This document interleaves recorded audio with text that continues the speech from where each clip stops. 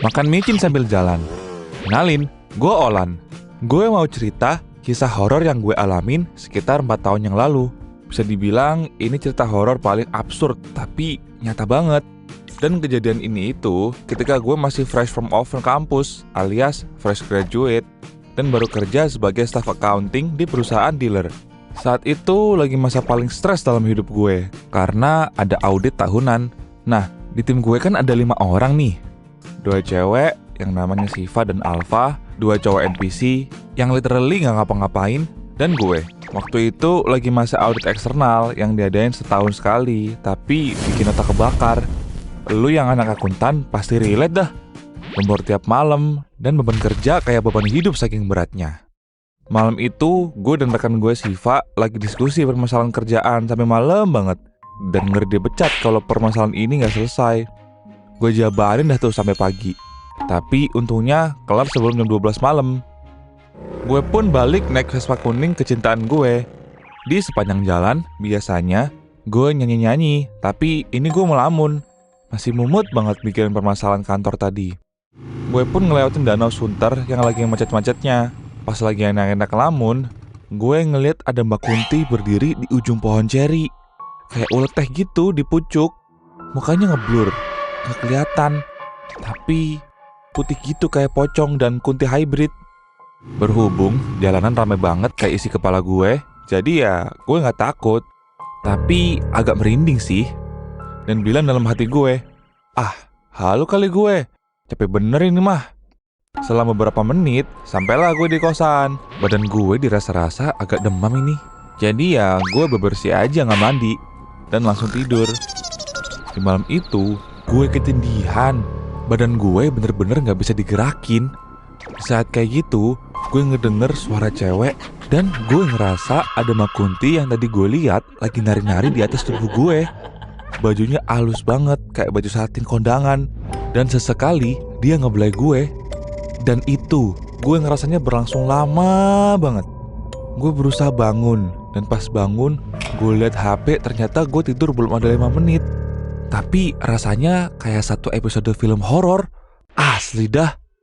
Berhubung gue takut untuk tidur lagi, gue berusaha terjaga. Sampai akhirnya gue ketiduran.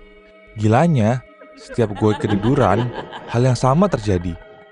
Begitu terus berulang-ulang sampai gue lupa ngitung udah berapa kali. Akhirnya ketika subuh, gue baru bisa tidur. Kaget banget pas gue bangun. Gue lihat jam udah 8:30. Alamat telat ini mah. Mana gue masuk jam 9 lagi. Langsung gue gas ke kantor gak pakai rem. Sampailah gue di kantor. Gue lihat Alfa baru turun dari Gojek. Gue godain dikit. Wih, telat juga nih anak. Tapi dia ngeliat gue kayak diem. Gue mikir, mungkin ini anak gak denger. Abis parkir, gue ketemu lagi dia di tangga. Gue godain lagi lah. Parah lu telat. Sambil cengar-cengir. Tapi dia tetap nyuekin gue sambil lanjut ke atas. Gue heran, ini si Alfa kenapa ya? Apa marah sama gue? Apa lagi PMS? Bodo amat. Hari itu cuma ada gue, Alfa, dan Siva di kantor.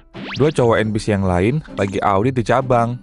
Gue diapit 2 cewek kayak juragan minyak. Hahaha. Lanjutlah kerja gue bareng Siva ke gudang spare part. Dan buat si Alfa, dia stay di ruangan sendirian. Selesai audit, gue balik ke ruangan buat ngadem. Maklum cuy, itu gudang spare part panasnya kayak simulasi neraka. Gue ajak ngobrol lah si Alfa, tapi dia tetap diem. Padahal mah biasanya ada cicak ngoceh juga disautin. Nah, si Siva ngajak Alfa makan di pantry. Pas mereka mau keluar ruangan, Alfa nempelin kertas di punggung gue dan bilang, "Kak, lu ditempelin bakun." Langsung ngibrit dia ke pantry. Pas mereka udah keluar ruangan, gue sendirian dong.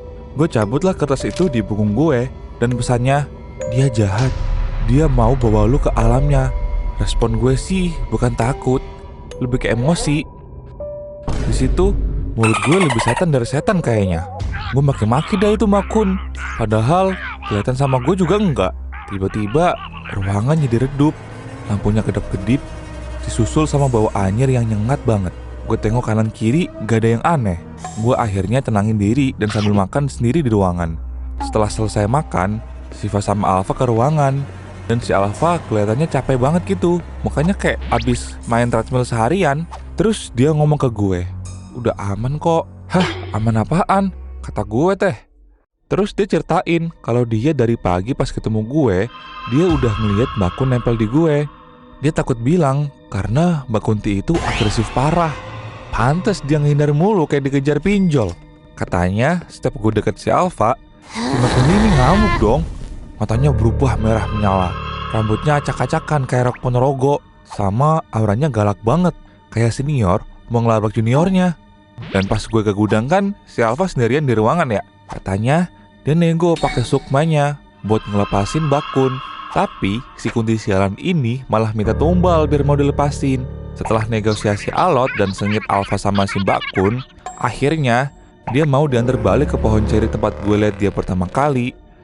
Abis nganterin Mbak Kun ke Danau Sunter di pohon ceri sebelah kiri jalan tempat dia nangkring, gue belum cerita apa-apa ke Alfa.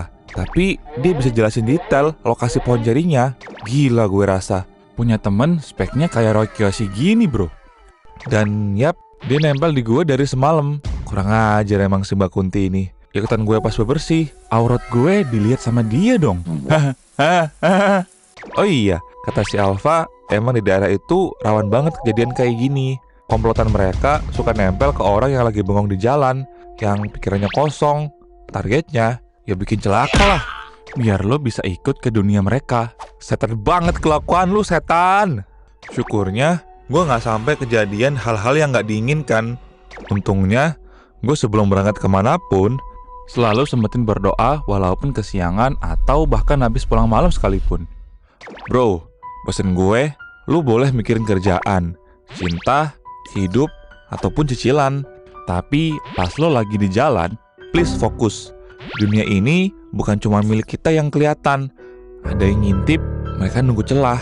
Jadi jangan kasih kendor, brother. Thank you yang udah dengerin cerita ini. Kalau lo pernah ngalamin hal mistis, drop di kolom komen dan jangan lupa kirim ke email GPC ya. Sampai jumpa di episode GPC lainnya. Bye-bye.